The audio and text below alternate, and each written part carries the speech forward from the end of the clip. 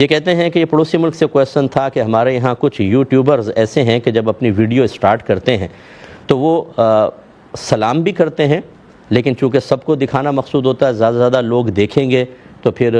Earning بھی بڑھ جاتی ہے، تو وہ بعض اوقات غیر مسلموں والا سلام بھی کرتے ہیں، کرسچنز کے لیے علیحدہ، ہندو حضرات کے لیے علیحدہ، سکھوں کے لیے علیحدہ۔ یہ تو اس طریقے سے سلام کرنا کیسا ہے؟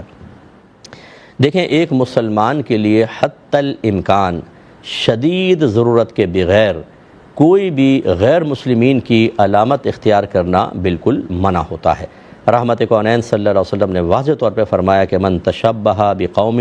فہو من، جو کسی قوم سے مشابہت اختیار کرے وہ انہی میں سے ہے۔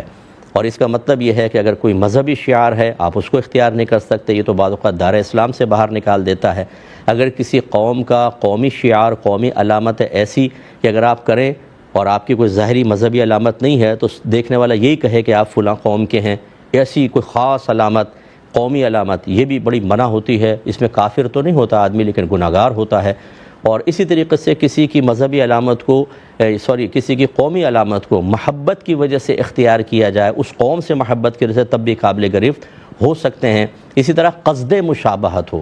چاہتے ہیں کہ مجھے دیکھ کے ایسا ہی کہیں کہ میں وہ فلاں ہوں، قصد مشابہت، تب بھی آدمی اسی حدیث کے تحت آئے گا اور قابل گرفت ہوگا۔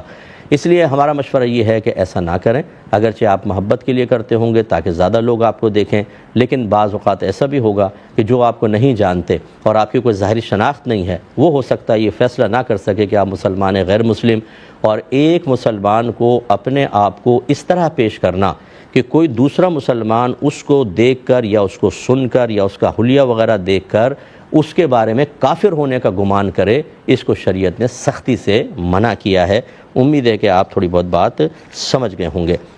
ایک بھائی نے کویسچن کیا تھا